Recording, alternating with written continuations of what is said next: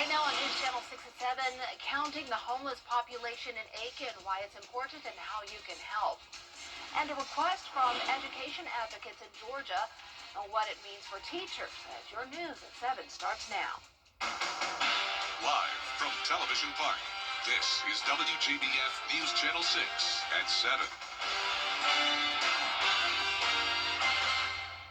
Good evening, everyone. I'm Dee Griffin. Thanks so much for joining us. Coverage you can count on begins with an inmate is dead at the Hancock State Prison. The Department of Corrections says Stephen Wood died Sunday after an altercation with another inmate. No word on the other inmate's identity nor exactly how Woods died. An autopsy is scheduled. An Emmanuel County man is accused of killing his brother. LaMarcus White is being charged with felony murder in the shooting death of his brother, LaCorey White. Investigators say the shooting happened around 10 yesterday morning after an argument between the two at their home in Twin City. Well, it's time now for a first look at our weather with meteorologist Avery Gray and another cold day. That's right, Dee, and tonight we're getting even colder. Thankfully, our winds have calmed down quite a bit, and you can see that on our Tearing Lambert Hyundai Skyview cam here behind me of that flag just kind of staying still right there over the Augusta Regional Airport.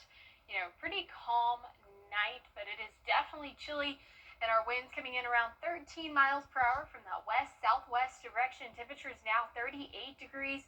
Everyone now in the upper 30s. We're seeing the lower 30s there in Aiken at 34. The rest of this evening, you can expect those temperatures to quickly drop to 30 by 9 o'clock, and then tonight, we're going to be partly cloudy and cold with those overnight lows dropping down to 26. And through these overnight hours, this whole entire week, we're expecting to stay below freezing. Dee? All right, thanks so much. We'll see you again in a few minutes. Augusta EMA will continue operating its warming shelters this week. The shelters will remain open as long as temperatures are below zero, or freezing rather. Now, if you plan to stay at a shelter overnight, you need a shelter clearance. Deputies are staged at May Park now to help get the documents you need. For a list of warming shelters and pickup locations for a ride to a shelter, visit our website, WJBF.com.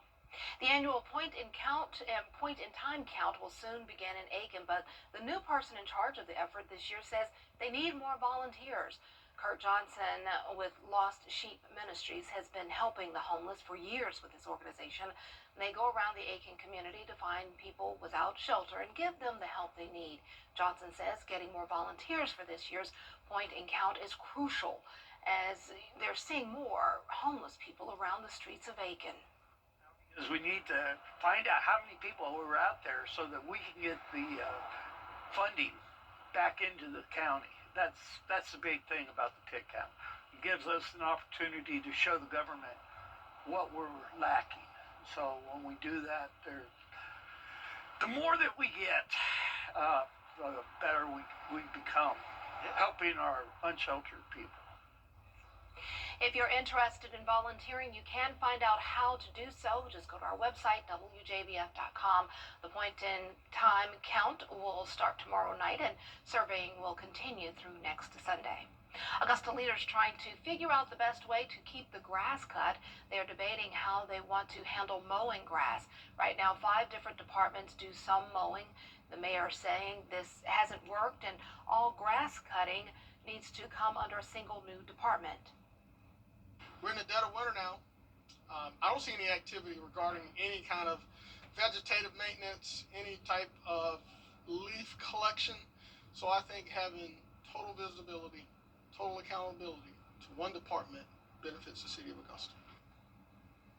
But other city leaders pushing to have all mowers come under one of the already existing departments. The engineering committee voting to advance the proposal to the full commission with no recommendation. Georgia lawmakers are heading into the new session with a renewed focus on education funding. State leaders say schools are struggling to keep up with growing needs. Here's Atlanta Bureau Chief Arjit Seshadri. The Georgia Department of Education is asking lawmakers to approve a $10,000 pay raise over the next 5 years for teachers and school staff. Education advocates say the request comes as schools face uncertainty over potential federal funding cuts. I'm also very concerned about federal funding changes that may decrease the amount available for our students with disabilities, as well as supplemental nutrition funding that may impact our school nutrition programs and our students. Other proposals include creating a statewide attendance officer, making changes to the QBE funding formula to boost support for art, music, and PE programs, and increasing pay for substitute teachers. Certainly hope that they address adding a poverty weight to QBE and updating QBE to include additional funding for students who are in families who are struggling with the challenges of poverty. The Georgia Association of Educators says one bill that's being reintroduced into the state legislature is a bill from last session to expand the Georgia School Voucher Program. It will now include those who are adopted or the biological children of foster parents who have access to the school voucher program, but doesn't necessarily include those who are in the foster program themselves. Education groups say schools need more counselors and teachers to support student mental health and reduce class sizes. Both the House and Senate had study committees that met when they were not in session to discuss the problems of chronic absenteeism, and they released their reports. And both of those reports did address mental health being a part and parcel of the absenteeism, and that we need to address our students' mental health needs. State School Superintendent Richard Woods is also pushing to restore pay for teachers with leadership degrees and add 5 personal days a year to help combat burnout. Reporting at the Georgia State Capitol, Archit Seshadri, Atlanta Bureau Chief. The principal of T.W. Josie High School is now on administrative leave. According to a release from the Richmond County School System, and Dr. Darius Priestley is currently on leave for an undetermined amount of time. Melissa Clark, former principal of Richmond County Technical Magnet School, will serve as substitute principal effective immediately. Authorities say the school will continue to operate normally. A helping hand for Richmond County students. This Saturday, Greater Young Zion Baptist Church is hosting its annual mid-year school supply drive. It's from 9 a.m. until 2 p.m. at the church, which is located on Sandbar Ferry Road. It's open to all students, kindergarten through 12th grade. There will be free school supplies, haircuts, and food. Shepherd Blood Mobile will also be on site. Well, according to the American Psychological Association, children, especially ages 6 to 10, who engage with electronic screens are likely to develop anxiety, depression, and more. Experts say teaching your children from a young age to build healthy habits is key. Hannah Baker explains. Mental health experts say unmanaged screen time can impact a child's behavior, focus, and mental well-being. But a new app created by local parents is helping kids develop better screen habits from a young age. For many parents, screen time has become one of the biggest battles at home. Mental health professionals say that the taking devices away approach can make the problem worse, especially when kids don't understand expectations or consequences. One local family experienced that same frustration inside their home.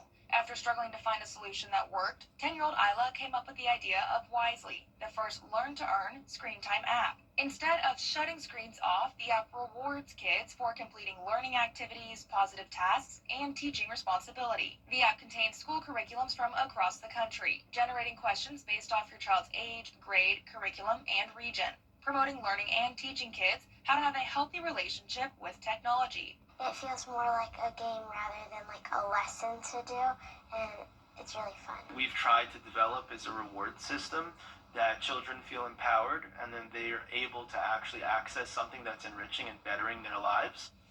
Wisely is free and available to download on the App Store and Google Play. In downtown Charleston, I'm Hannah Baker. Coming up, DCA mid-air collision latest, what the National Transportation Safety Board found in its investigation when we return. Hey there, I'm Renee Miller with your Skaters at Ashburn Ice House in Northern Virginia are remembering their best friends and favorite coaches they lost in that mid-air collision. Nearly a year later, the skating community continues to honor their memories, first with the sculpture that will remain at the Ice House in their honor, and then the skate around the rink with a memorial logo at Center Ice. The community has been through a lot, but they are grieving together and remembering those they lost through the sport they love the most. When I saw them, I would always go like, oh, I want to skate like them. I want to remember them the passion and joy of what they skated with, and that's what I want to leave with my skaters and the community, because they were full of life. The Ice House is hosting a skate close to the media on the 29th. That's the one-year anniversary, and they want it to be a chance for skaters to come together, mourn the ones they lost, and continue their legacy. Quiet weather for now, but below average temperatures are sticking around. The possibility for snow on the forecast again for this weekend. I'll have your full 10-day forecast after this break.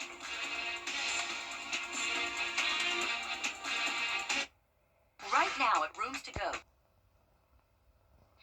Now, your most accurate forecast with WJBF Live Viper 6.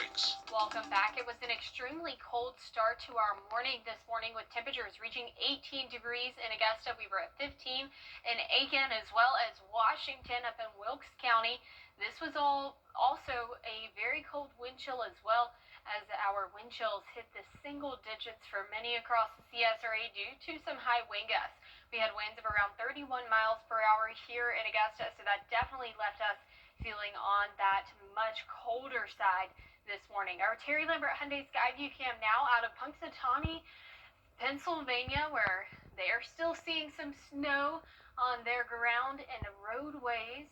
Also anticipating in just a few short days the return of their groundhog. Phil, 38 degrees is that temperature here in Augusta. Winds coming in from the west at 6 miles per hour. Calmed down just a little bit. High pressure dominating. It brought us some very clear skies today. We'll see some cloud cover increase through the overnight hours, but right now we're seeing those temperatures anywhere from those mid-30s to upper 30s, seeing 33 up there in Lincolnton, Georgia at the moment. Wind chill values pretty much the same in the upper 20s, but low 30s as well. Just feeling a lot colder outside than it actually is. Tomorrow, a wind gust of 14 still expected, so a bit on that freezier side, and that's going to have a very cold start to the morning by 6 o'clock, and we'll feel like 21 degrees. We're warming up to 48 by 2 o'clock, feeling like 43. We're starting off our morning cloudy, but then transitioning over to a pretty sunny day. And speaking of sunshine, look at our daylight tracker. Today we saw 10 hours and 27 minutes of sunshine. And if you're like me, I'm going to be very excited 2 weeks from today when we'll see nearly 11 hours of full daylight.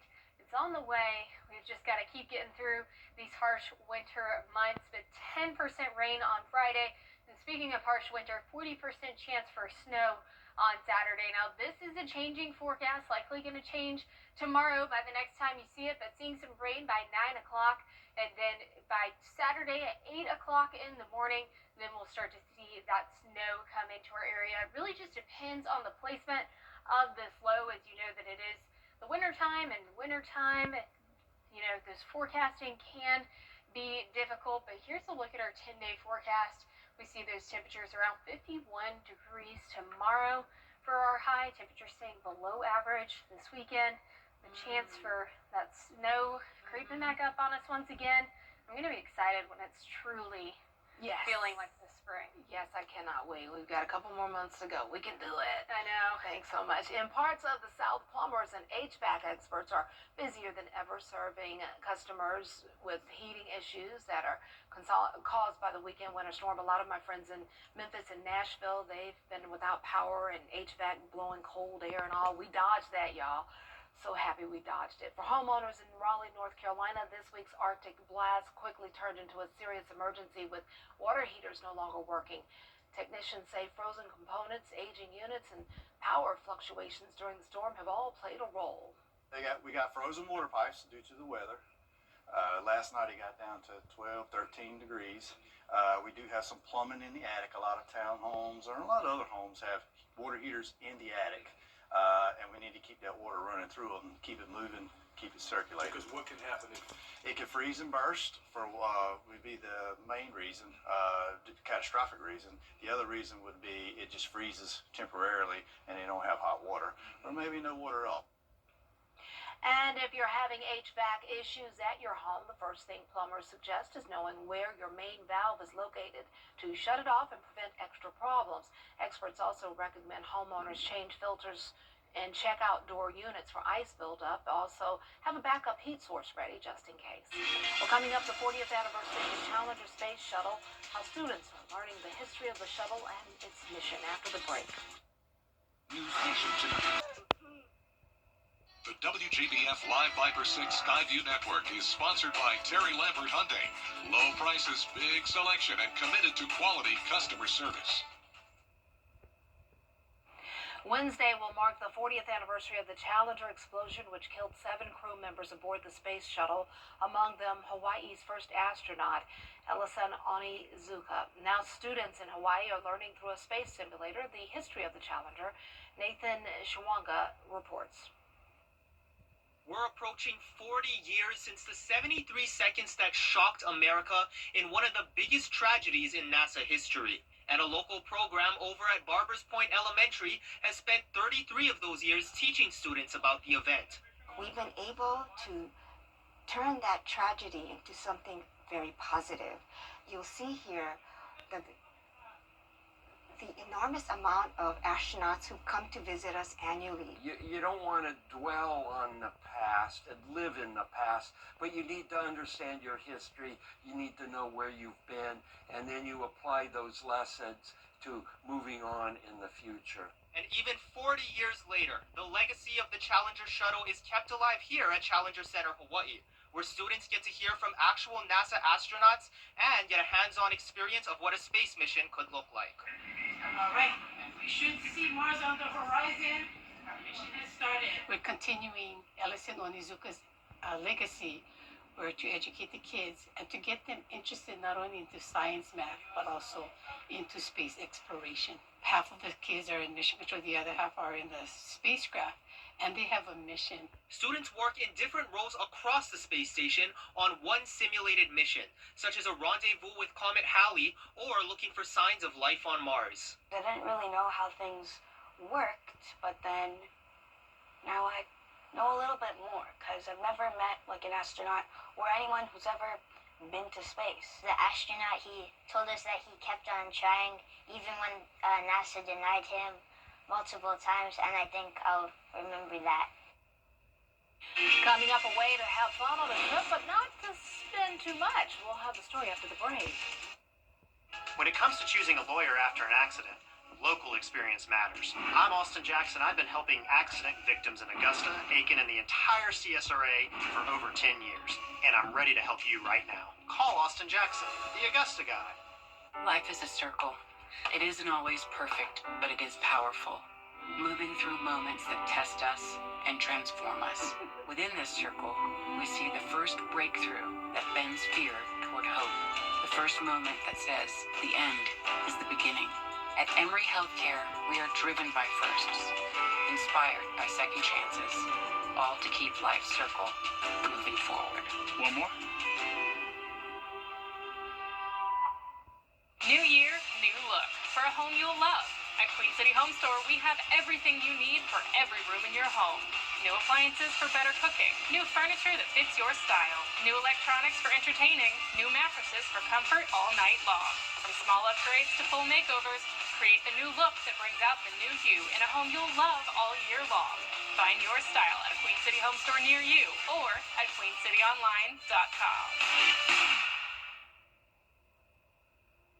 We've got the keys to your next ride at Gerald Jones Subaru. Explore our wide selection of vehicles, including the Subaru Outback, Forester, Crosstrek, and WRX. Plus, get more for your current ride with our Value Your Trade program. You can enjoy flexible financing options, expert service with genuine Subaru parts, and easy online shopping tools to guide you every step of the way. We love to make you smile at Gerald Jones Subaru. Visit us or shop online at GeraldJonesSubaru.com. We was riding down the highway, the logging truck turned, the log came through, hit me in the head, and hit my daughter-in-law in the face. I had saw Austin's commercial on TV. I looked his number up on the internet, and he got right back to me.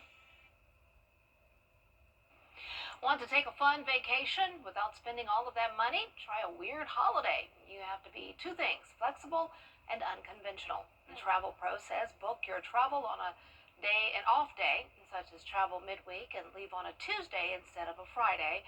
Change the amount of days instead of 7 or 14, try 5 or 11. It could come with additional savings. You might find a last-minute deal for a trip, but the catch is you have to be ready to leave. And that is beautiful. It looks like Greece. It is so pretty. So pretty. I'm not about that. If I'm going on vacation, I like to know where I'm going, when I'm going, what I'm doing. Yeah. I need my reservations already set. But it's fun. I mean, I used to do it all the time when, I was childless and everything. I used to just up and go, and it's so awesome. But I love my child, but wow, did I live. Goodness. Yeah. Well, hopefully some people are living for this forecast, especially if you're a fan of snow. That chance is possible on Saturday. Just a reminder, this is a changing forecast. It could change tomorrow, but I hope it doesn't. For the sake of everyone who does love some snow, below average temperatures, some pretty cloudy days ahead, and then we have the groundhog making his appearance on Monday. Not only cold, but cloudy too. Yeah. Gosh. Okay, we're living for the Masters. That's when things warm up. Have a great night, everybody. Thanks for tuning in.